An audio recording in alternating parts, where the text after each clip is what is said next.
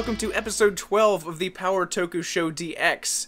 I am Josh Reed, and joining me is the Glenfire to my Mirror Knight. And I'm going to pretend like I know what that reference is. It's Luis Contreras, otherwise known as SentaiSeiya. Hi, guys. And we're just going to wait awkwardly till they reply. Yeah. Guys, Are you saying something? Are you there? I can't hear you. Yeah. So that's why we have to get the chat room going at some point. Yeah. At some point when our schedules actually align and we can do this on a regular basis and not just whenever we can. We've done it 2 weeks in a row on a Thursday, though, so that's like an improvement. That is an improvement, so, you know. Yeah, so I think in like a couple months, once our lives kind of settle down a bit, we'll try doing the chat room for everybody to join us. So, yeah. How you been?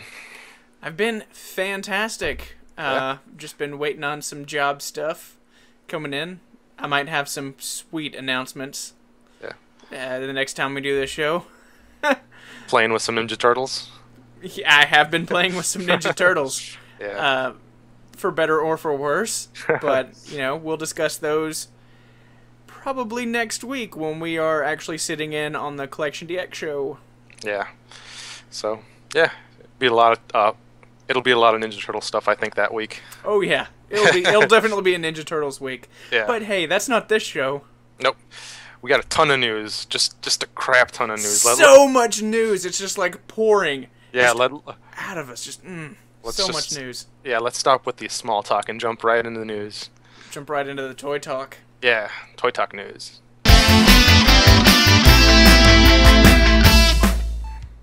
Oh, hey guys, there's a Figure Art Zero Green Ranger coming out. It was announced like last week or the week before, but we just didn't bother to talk about. Yeah. So, this is the first Ranger in the Figure Arts Zero line.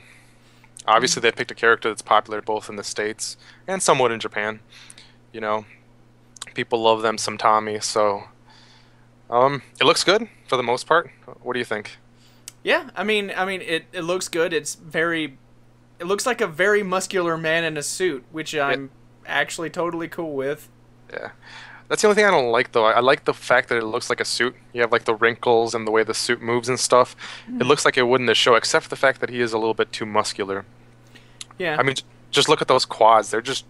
I know. That's what I'm just looking at. It's just like hams. Yeah. You know what? This could probably be Tommy, like, nowadays wearing the suit. Because he got really buff after the show. I mean, he's been doing that MMA, so... Yeah. I mean, it looks good. I don't know if I'm going to pick it up. How about you? Yeah, I'm probably not. I'm not a huge Fig Art Zero guy. I don't really care for statues. I'm more of a articulated action figure kind of guy. But, I don't know. We'll see what happens. Closer to release, it's coming out in December. So, maybe around that time, I'll reevaluate whether or not I want to put it on a shelf or something. Yeah. I mean, there's a market out there, obviously, for statues. Otherwise, it wouldn't be making this. There's people out there that just don't like articulated figures. They just want something to come out of the package, you know, looking exactly like they want it to. So we're talking about you, Veer. I have a buddy, too. He just hates articulated figures. He'll go to anime conventions, and he'll buy just nothing but statues. So to spite him, I'll buy him articulated figures. I think a couple Christmases ago, I got him the Revoltic Dante from Devil May Cry, and he's like, "Here you go. I know you love Devil May Cry, but you're gonna have to pose it yourself." Yeah, so I mean, it looks good. I mean, it'll have enough of a market, I think, here in the States where people are gonna buy it. Hopefully, this is gonna lead to other Rangers in the Figure Arts Zero line. Hopefully. Yeah.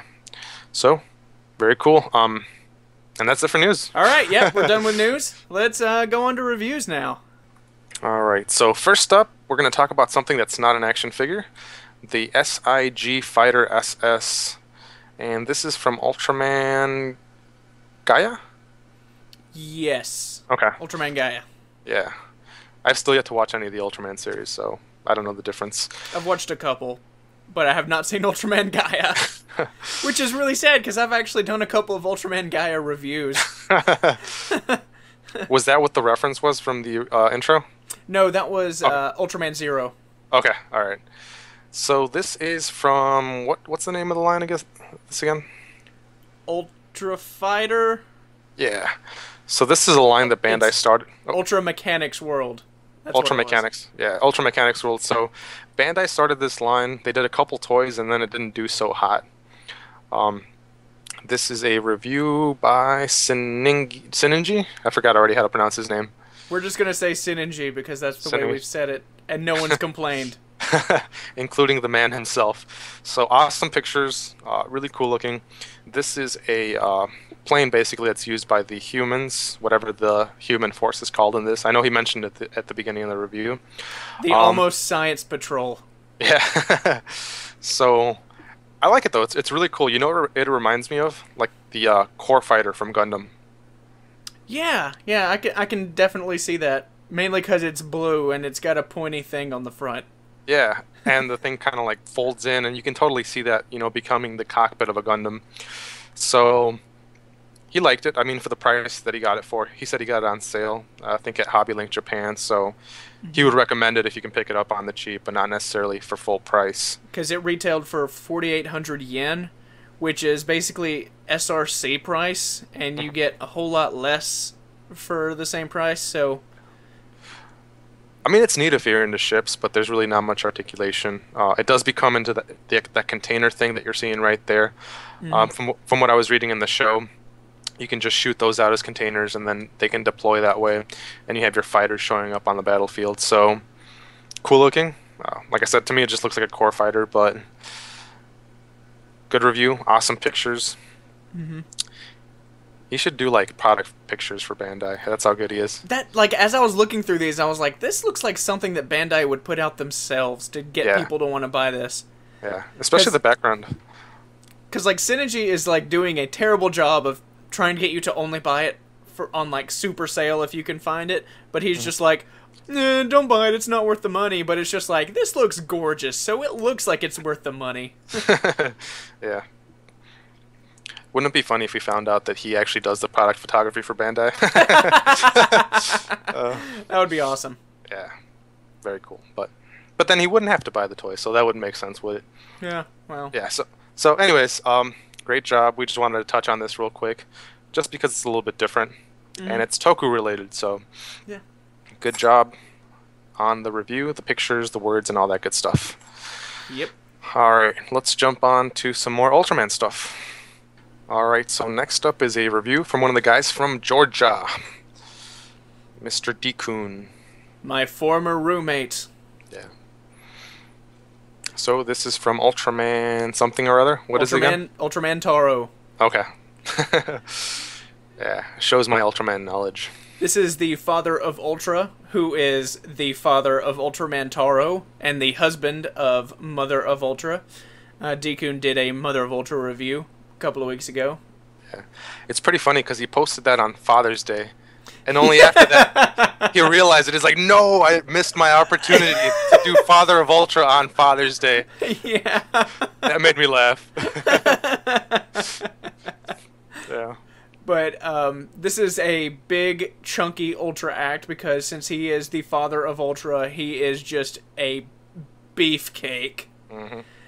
And so, since Ultra Acts are normally a little bit bigger than SH Figure Arts, and he's bigger than a normal Ultra Act, then he's basically the size of the universe, according to Dekun. Makes sense. He liked it, though. He said it had really good articulation.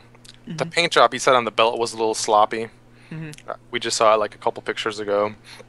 But other than that, it's just solid, really good, fun to play with. I mean, he's got those Figure Art Zero Green Ranger quads.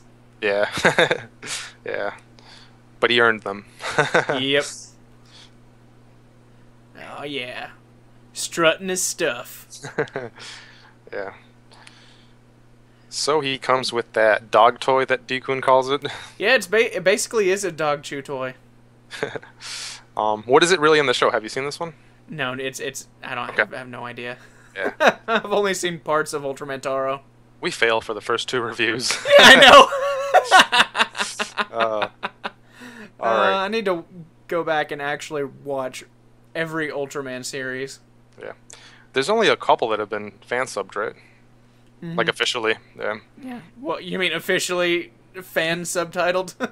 Yeah, like by people that actually know English, not Chinese crappy subtitled. Well, I Yeah, mean, sometimes those Chinese crappy subtitles are the best things around. yeah, Like that's that's true. that's how I watched Black RX. Yeah. So sometimes that's the only option, but anyways, back to the review. Yeah, back to this review. He comes with his father beam, which is Yeah, his specium ray. yeah. Comes with an alternate face with the Hmm. eyes blacked out.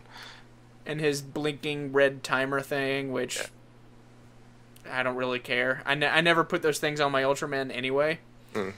But holy crap, this mantle. Yeah, it's huge. This mantle is fantastic. Yeah. Like, looking at Dekun's review, it made me really want to buy this guy. Hmm. He did mention though that sometimes you get those unsightly gaps between the pieces of the cape, but that just kind of happens with these type of capes. Yeah.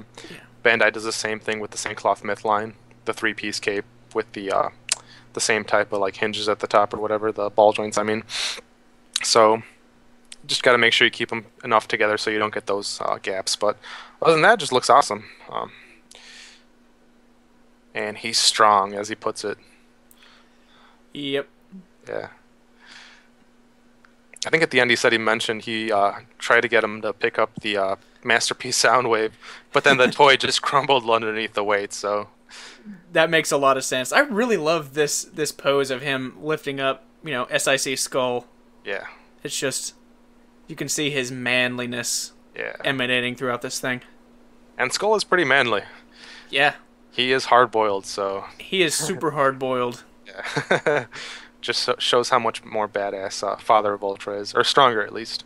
Yep. Yeah. So great job by Dekun. Short, sweet, and to the point. Great review, great pictures as always. All right. So next up, let's talk about something that people have been wanting to get their hands on, if they haven't already. The Legacy Dragonzord. Review done by Jinrai. Right? Did I say that right? Yep, Jinrai, also known as Jeremy. Yeah. For those that listen to the Destroy All podcast. Yep. So he does a little intro on how the Power Rangers came into his life and stuff, and he wasn't into it at first, and then he really warmed up to it. So Legacy Dragonzord. I mean, the Dragonzord was a very sought after toy. I don't know about you, but I really wanted to get this when I was a little kid. Yeah. You're younger than me though, right? Like quite a bit. Yeah, I'm pretty young. I was about 2 or 3 years old when it came out. So did you want this when you were a baby? Yes. I Yes, mean, I not did. this, but the Dragonzord, yeah. Yes. That was your first word. Dragonzord. Actually, my first word was hot dog. Oh, that's great. Yeah.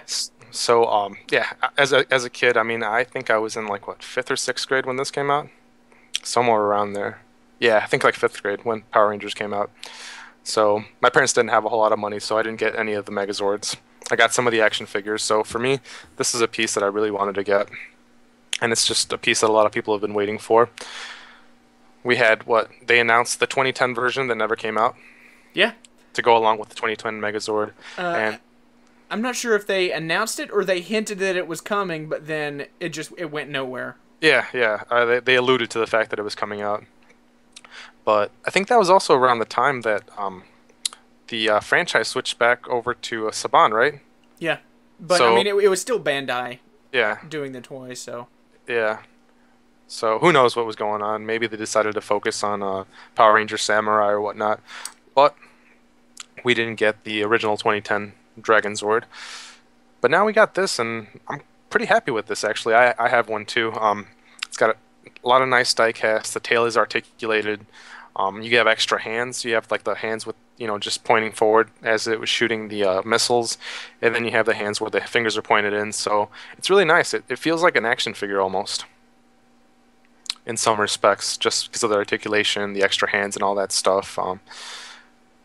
Articulation with the feet isn't that great, but you expect that with these Zord Builder type Megazords.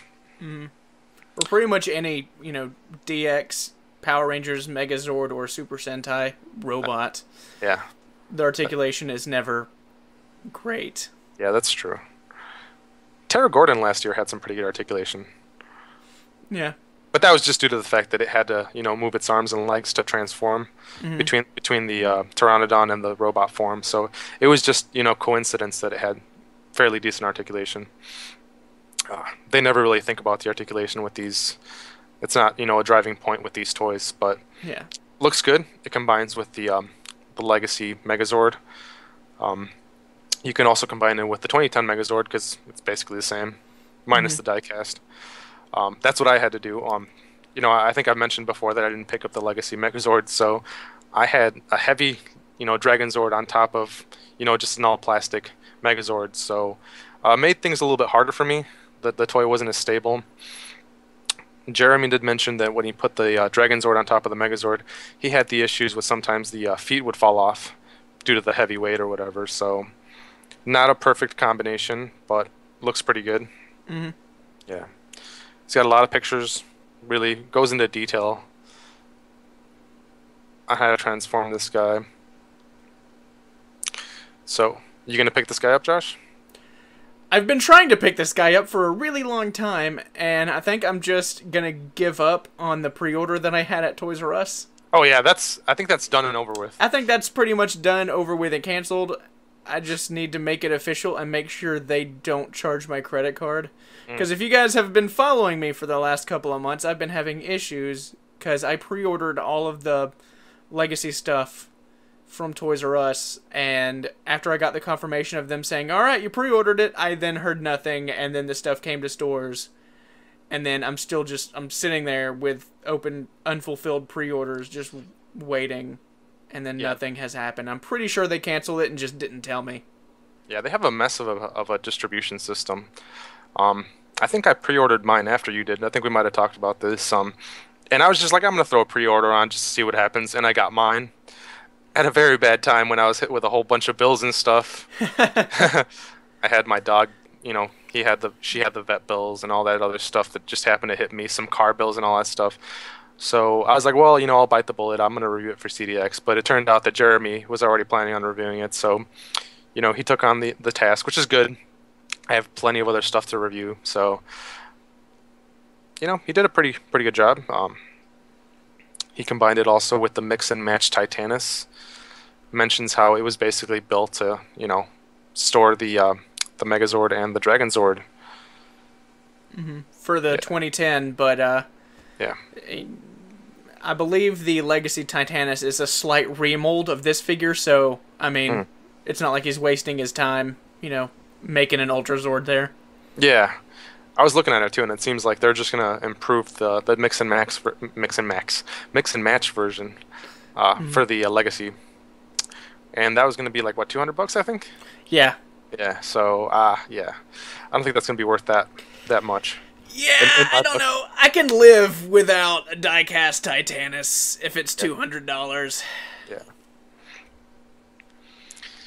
Yeah, that's a lot of money. Yeah, it is. Yeah, so, I mean, for those who own, the Mix and Match Titanus, that'll probably be a good placeholder in case they're going to get the Legacy version, or if not, it can just sit there and, hold the place forever. Yeah.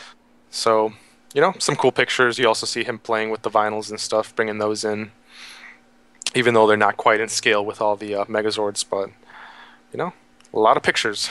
Yep. Yeah, cool. So, anything else you want to add? No, I believe we pretty much covered everything, except I hate Toys R Us, and I want my toys. Yeah, I feel you. Yeah, I'd be pretty pissed too, because I know some people pre-ordered really early and they haven't still gotten theirs. I was one of those really early pre-orders. And like I said, here I come like a schmuck, like, oh, I'm just going to, see what happens. If they charge me and send me one, fine. If not, no big loss.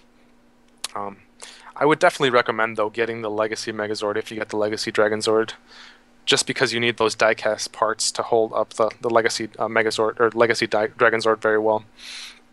Yeah, unfortunately, I did not do that. And now they're going for, $40 to $50, I think, over retail. So, from what I've seen, not horrible, but not something I want to, buy. I think I'm just going to keep my Dragonzord in Dragon mode. All right, so that was pretty short on the toys. A couple of reviews. that one single lonely news piece. So let's jump on to Showtime. Yeah. Heck yeah.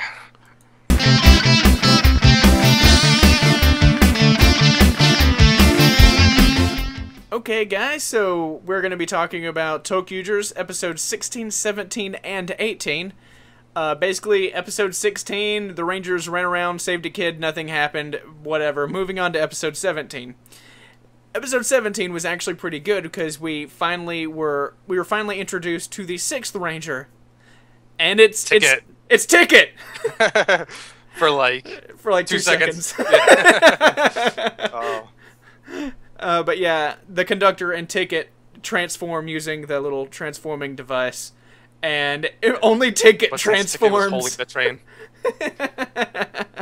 Oh man, Oh, it was that was really awesome. Cool. I loved that. Have you seen the pictures of the Ticket they're going to start selling? I think through like the hobby or the Bandai hobby site or whatever. Yeah, it's pretty basic, but it's pretty cool looking. I mean, it's just the fact that you have a puppet Ticket, Ticket puppet. I would lose my shit if they do like a Tokyo 6 Ticket puppet. I would love one of those. I'd get like one for me and one for my nephew. Yeah.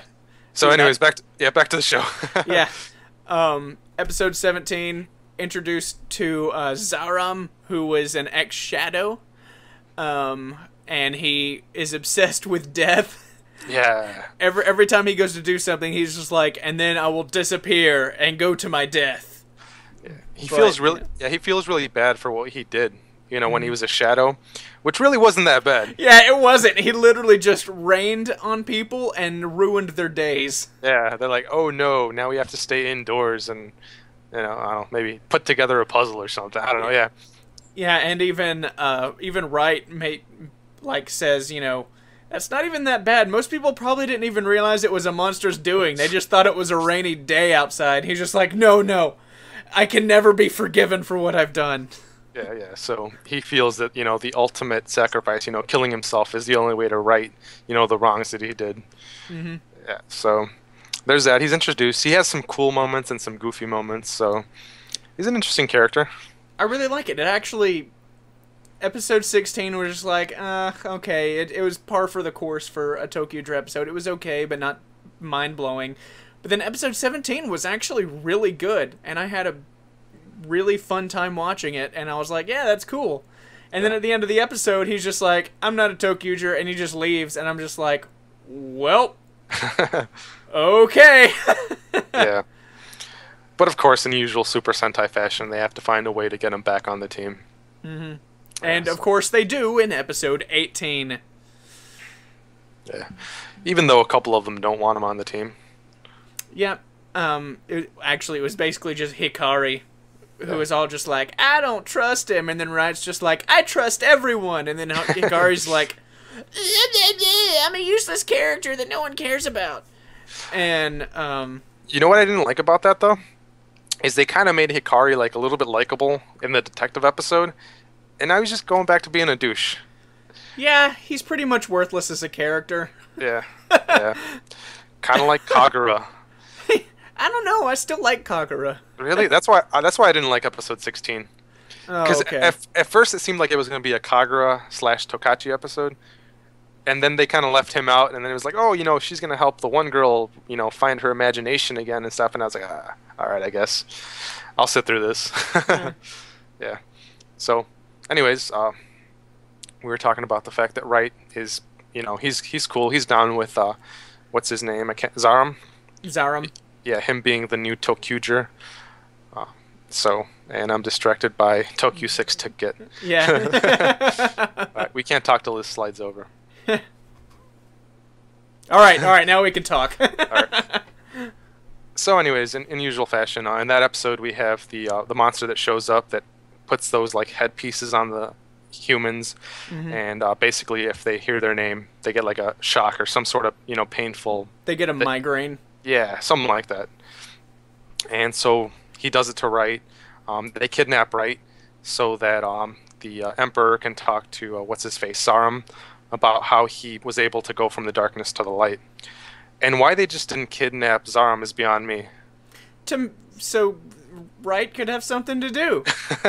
To make the plot more complicated than it Yeah, needed to be. obviously.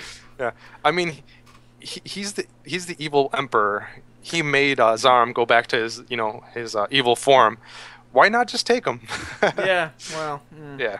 So, anyways, and then Wright gets a chance to outsmart the villain and stuff, and what's his face? Zaram, renamed Akira something or other. I believe it's Nijino Akira. Nijino Akira, which is like bright, awesome rainbow or something. I don't know. Yeah, yeah. So it's a rainbow. I'm just gonna call him Rainbow from now on because that makes me happy. Yeah. So that happens. He doesn't technically join the team. I mean, he does, but he doesn't because he's like, oh, I'm gonna go off and do my own thing. So I'm glad that he's part of the team now. He's a lot more interesting than a couple of the other characters who we've already mentioned. So yeah, I think he's a good balance. He is kind of dark and mysterious, but he's also ridiculously goofy and awkward, like as a person, which makes sense because he's not really a person. Yeah, it makes me really happy. I enjoy him. I think he's going to be one of my favorite characters moving forward. Yeah, he already beat Hikari in your book, right? Oh, duh. Anyone can beat Hikari. That random stupid kid from 2 episodes ago beat Hikari. Now the question is... Mainly because the kid flew around, like, on an airplane, like, on the top of it, in his imagination. And I'm just like, that's cooler than anything Hikari has ever done in this show. Now, if you had to get rid of one character, Grita or Hikari, who would you get rid of? Oh. Ooh, that is tough. Yeah. You want to think about that? We'll give you a week or two. You see, I can handle Hikari being in the show. I just don't care about him. But I desperately want them to just remove Grita entirely. So I can live with Hikari. I just don't care about him. Okay. Now we know your scale of dislike and hate on the show. All right.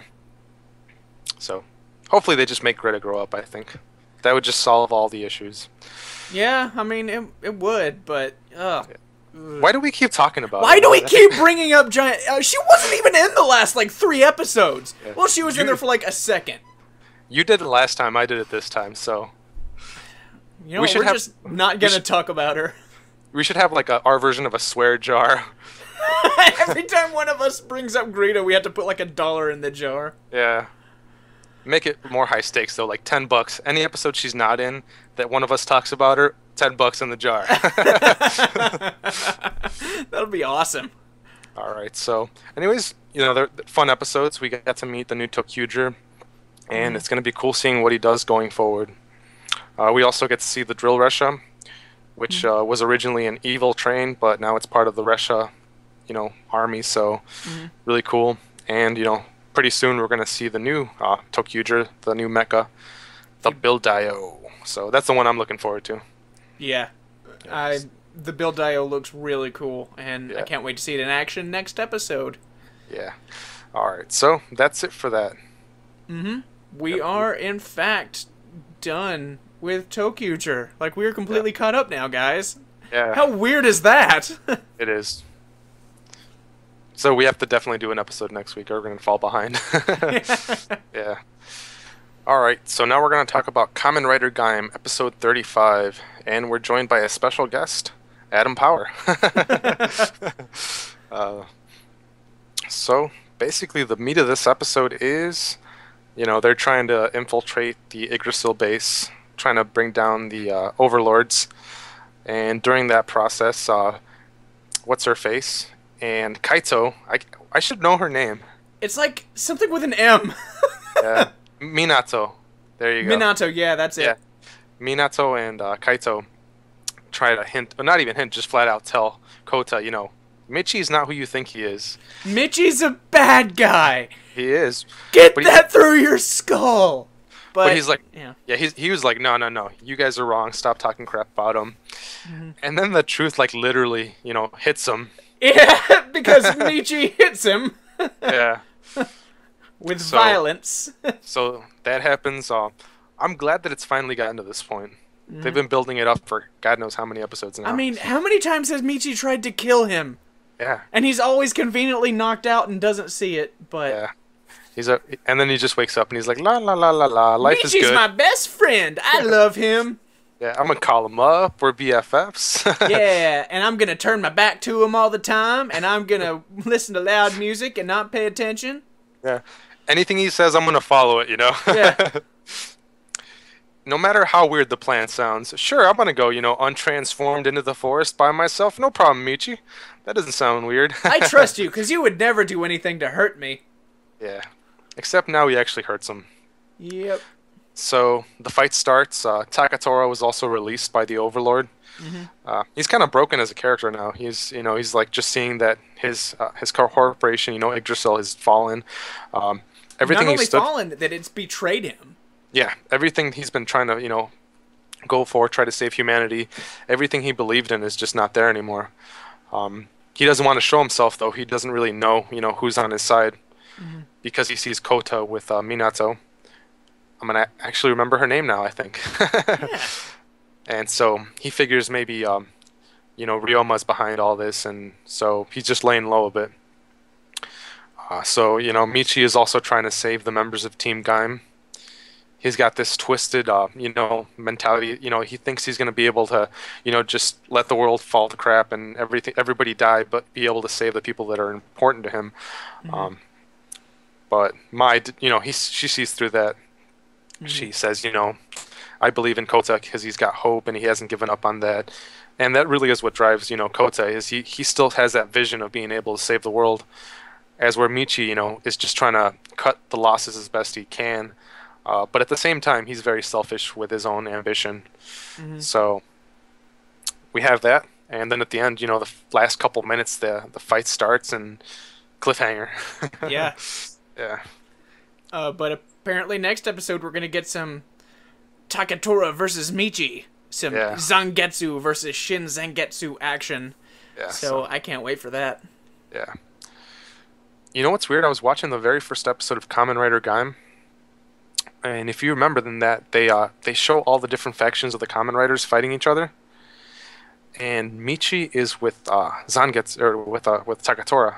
So I wonder how that's going to play out, or if like the very first episode even had anything to do with how the show's going to play out at the end. Maybe it was just a red herring.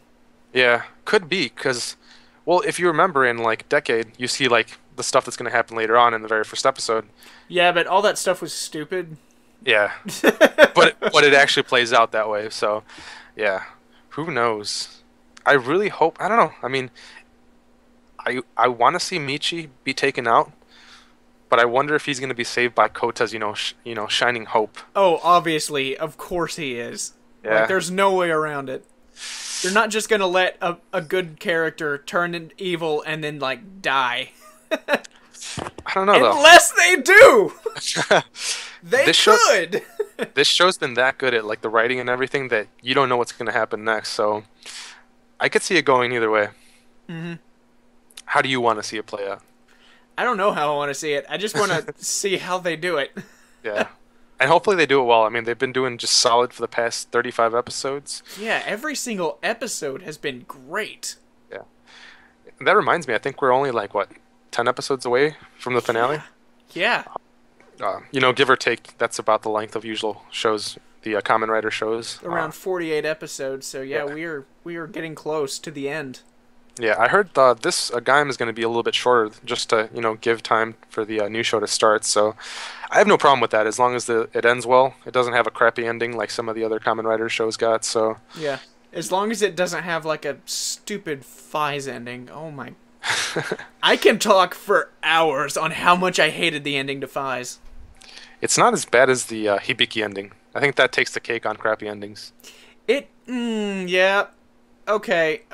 Like, the problem that I had with the ending of Fize is that nothing actually happens and nothing is resolved and everyone just sort of stops.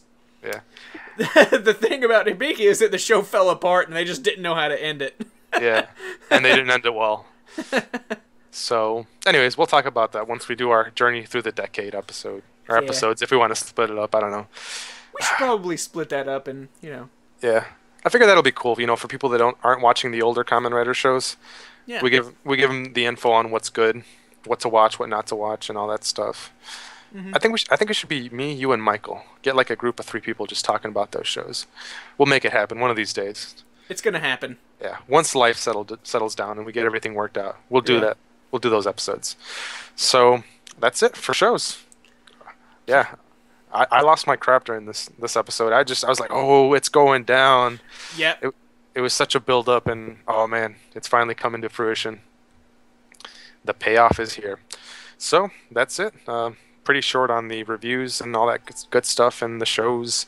So let's talk about some miscellaneous stuff. Miscellaneous. We don't have a bumper for that. Heck yeah. All right. Okay, guys, we have a little bit of news from our buddies at Toku Nation. Always make sure to hit those guys up if you're looking for show news and stuff like that, because that's not really something that we cover, and boy, do they cover it all the time. Yeah. They got you covered when we don't got you covered. Yep. Yeah. So, this is Space Sheriff Esteban. Esteban? Yeah, Esteban. Esteban. It might be called Esteban, but yeah, it's basically a repaint of Gavin Bootleg. Yeah, he's all gold and stuff. So this is going to be in the next I almost said next Kamen Rider movie. in the next Space Sheriff movie. Mm-hmm. I think he's going to be in specifically the Next Generation Sherivan movie. Mm-hmm. I'm surprised they're still making more Space Sheriff movies. I think the last one bombed, so it bombed so hard. They're just, I mean, they're trying to bring it back, but because I think Toei usually takes a hint. Once the first movie doesn't do good, they just stop. Yeah, they have been slamming Metal Hero hard. From the Gavin movie, then Superhero Tyson Z, then Gavin Type G showing up in Go Busters. So, but yeah, I'm surprised they've been trying to, hit this hard, and they really want this to be the next show or movie or whatever they're going to do with it. So, kind of a weird name, though, Esteban. Yeah, no, it sounds like he would be like a Latino lover. Like, hello, everyone. I am Esteban. Yeah, I was gonna say your Latino pool guy, but he could be your Latino pool guy / lover. We see Esteban is a much sexier name than just like Jose or something. yeah. So basically, that's all that's been revealed. Oh, and you said, did you mention that the guy from Go Busters, Blue, is gonna be playing him? No, right? No, but there he is. There he is. That guy. Yeah. He's got some big poofy hair. Yeah. So, really cool. I mean, he was a decent character in Go Busters. So. He's tall. So, yeah. So, it'll be cool to see him come back in another, form.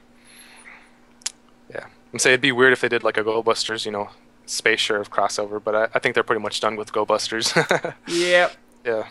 Yeah, I don't think they're ever going to get any sort of crossover or a mention or anything. Nope. Nothing. They're just going to pretend like that never happened. Yeah, it's really funny. Like, Go Busters, a lot of the people that saw it, especially like Western fans, like loved Go Buster, but people generally despised the Gavin movie. But they're still trying to pound Metal Hero into everyone, and they're just ready to drop Go Buster whenever they can. Well, see, Go Busters they can just drop. I mean, they have another Super Sentai every year, as where I think there's more money in bringing back, the Space Sheriff franchise. Whether they make, movies out of them or, a whole new series or whatever, they can make a whole new toy line based off of that new show. So, yeah, I mean, you can, just shrug off a bad Super Sentai year, no worries. So. Well, like, my issue with the way they brought back Metal Hero is that they wanted to like reboot the franchise essentially, but they're still using the suits from the 80s. Yeah. If they wanted to reboot it, they needed to reboot it like they did with I was about to say Cyborg 009.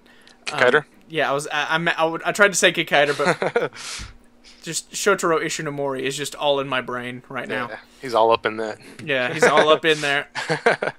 So but, like, they should have done what they did with Kikaider, like, redesigned the suit, like, kept the same, style, the same I don't know, you know that that's Kikaider when you see it, but it's revamped and modernized. That's what they should have done with Gavin and the rest of the Space Sheriffs. Yeah. In my opinion, if they would have done that, I think that would have encouraged a lot more people to go see it in the theaters. Speaking of Kikaider, did you see any of the news or anything on how that did? No.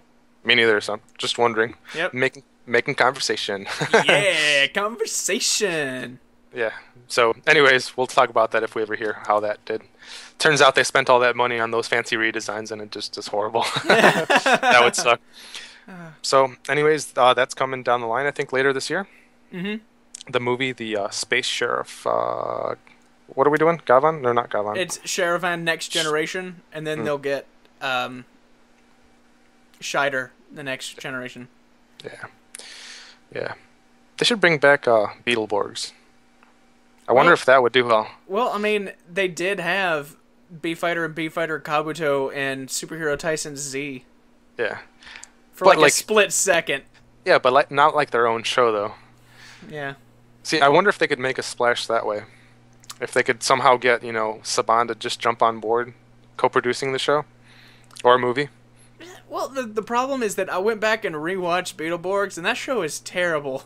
It was terrible. I don't know. I enjoyed it, though. I mean, I loved it as a kid because I was like, yay, they're kids just like me, and they're superheroes now. And then I watch it now, and I'm like, those kids are annoying. Yeah. I hate them. And then the grandma with the motorcycle. Of course, grandmas with a motorcycle have a long tradition in Japanese tokusatsu, so yeah, I'm okay with that. See, what if they did B-Fighter all dark now? For us that grew up with those shows. Yeah. So anyways, yeah, alright. Just a thought. Alright, so we're done with everything to talk about, I think. All the main stuff. Except for the one big segment that we haven't done yet. Oh, yeah. I don't know why I thought we already did that. The recommendation section, the reason why people tune into this show. It was to at see what we're going to recommend. It was at the bottom of my notes.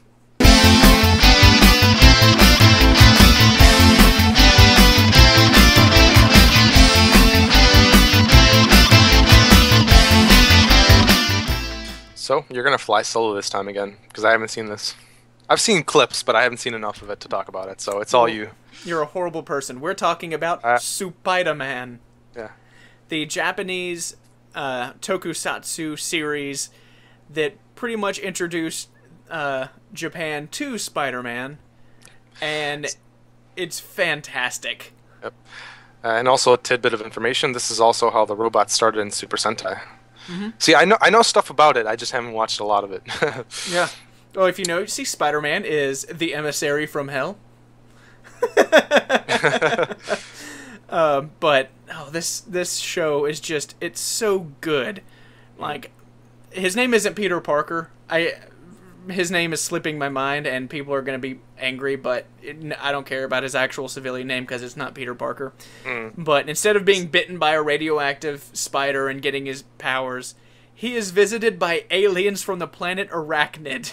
Okay. And they give him alien powers and a giant robot, and he has a giant robot that is not based on a spider, but is in fact based on a leopard. Yeah, because that makes sense. Leopards and spiders, I mean, go together. I mean, yeah, it's like peanut butter and peanut butter. They just go together. It's like they're the same thing. Yeah. But, he has leopard on, and he transforms like a tokusatsu henshin hero. He has a little wrist communicator thing that his suit flies out of, and that's how he transforms. Okay, so this show was from 1978. This aired pretty much right before Battle Fever J. This is actually the show that, as Luis was saying earlier, it was the show that generated the super robots that you see in Super Sentai. So without Japanese Spider-Man, we would not have any of our Super Sentai robots or even our Megazords. I mean, chances are Power Rangers probably wouldn't even exist without this show. And this was all through a cross-promotion with Marvel and Toei. And it's actually funny, Battle Fever J is actually a Marvel production. I thought it wasn't. It was co-produced by Marvel and Toei. I thought Battle Fever J was originally going to be the Avengers. That's the story. That's the version I heard, was that Yeah. they're gonna do Avengers, but then they decided not to use the characters. So that's how we got, the multicultural, characters from different countries. Hmm. Huh, I didn't know that they still produce the show though. That Yeah, Marvel. it's still co-financed with Marvel. Mm. So like, Marvel is pretty much the reason why we have Super Sentai as we know it. Mm-hmm. Yeah, and now Marvel's owned by Disney.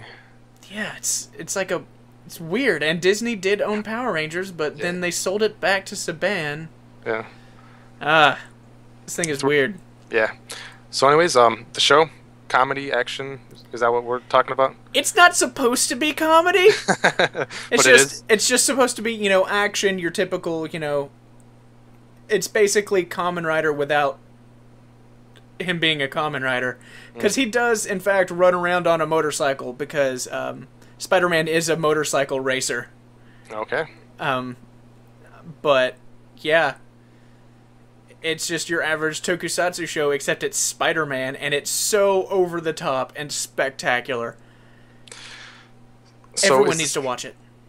Did you watch this subtitle through a fan sub, or...? No, it is all on Marvel.com. Oh, okay, I didn't know that. Mm-hmm. It is officially subtitled and for free. Nice. On Marvel.com, yeah. Cool. So, for those who want to watch it, just head on over there. Mm-hmm. I Very highly cool. recommend it. The show is so much fun. I do an obscure tokusatsu panel at AWA. Last year was my first year, and I'm going to be doing it again. And Spider-Man is going to be something that I talk about every single panel.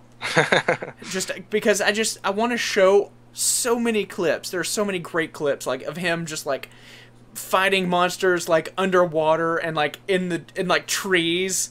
And it's just, like, so over the top, like he's kicking monsters' heads off and stuff, and it's just, it's so much fun. It's just stupid entertainment, and I love every bit of it. And I highly recommend that you immediately go to Marvel.com and watch all of Spider-Man. Right now. Right now. I mean, Yeah. just stop watching the show. I'm actually going to stop recording the show. I'll see you later. I'm going to go watch it right now. I'm just going to let it record. I'm just going to watch the first episode right now. Yeah. Well, now I know where to watch it. Cool. Mm-hmm. I'll get to that as soon as I'm done with every other show I'm supposed to watch. Mm-hmm. Yeah. Anyways, all right. So that's it for that. We're pretty much done. Pretty much, except we've got one big thing that we also need to do. Talk about this guy over here. So thanks to everybody who joined in the Twitter contest we had going. Either following us or retweeting the message. We do have a winner finally, after much procrastination, a couple missed shows. The winner is, his name on Twitter is just GC. He goes by @PRSSKROH. And so that's really not a surprise to him because I emailed him or private messaged him and let him know. So again, thanks everybody who joined in. We'll have some more giveaways. Maybe not Twitter giveaways. We might just do them on the show, but we had that one lucky winner. He's been following us for a while now at Toku. So follow us, not just for toys, but so when the show comes out and all that stuff. Yeah, so we got more giveaways coming, right? Yeah. Yeah. I've got several that it's on the back burner. We'll let this one step aside because that was like a month-long giveaway. It was supposed to be 2 weeks, but that didn't work out. Yeah, next giveaway will more than likely just be like a week. Yeah. But that'll be, whenever we get everything set up again. So thank you guys again for all of your retweets and follows. Mm-hmm. I guess that helps us in some way. Yeah. I don't know how. Spread the word about the show. I guess that's good. Get out to more Toku fans out there. Mm-hmm. They can come and watch us, for a good hour or so about Toku. Yeah. Even though we were supposed to only do 30-minute episodes. Yeah. You remember that? Yeah, when we first started, we were like, it's only going to be half an hour long. We're not going to worry about it. But then, we started missing weeks, and so it's been hour episodes pretty much since then. Yeah, this one should be shorter, though. So I'm calling it now. This one's about 40 minutes. Yeah, sounds about right. Feels about right, too. I don't know, because we did kind of fly off the handle a couple times, and so I'm going to have to edit all that out. Yeah. So, think that's it for the show, right? You good? Yes, that is. Thank you guys for watching. If you guys want, you can follow me on Twitter, JManDX with 2 N's. You can find me on CollectionDX talking about all this stuff. And also CDX Show. Don't forget CDX Show. I keep forgetting that I do that. It's that other thing, you know. I just show up. I just showed up, twiddle a few knobs, just sit there drooling all over myself the whole time. Zone out. Just, yeah. Next week, though, we're going to be doing the CDX Show. So you're going to have to do more than just twiddle the knobs. You're going to have to talk and stuff. You can't make me. What do you call the last hour, then? So, anyways, Luis, you can follow me on Twitter at SentaiSeiya and find me on CollectionDX. Yeah. And next week on the CDX Show. Yes. Yeah. So, thanks for watching. Thanks for being cool. See you guys around. Bye. Bye.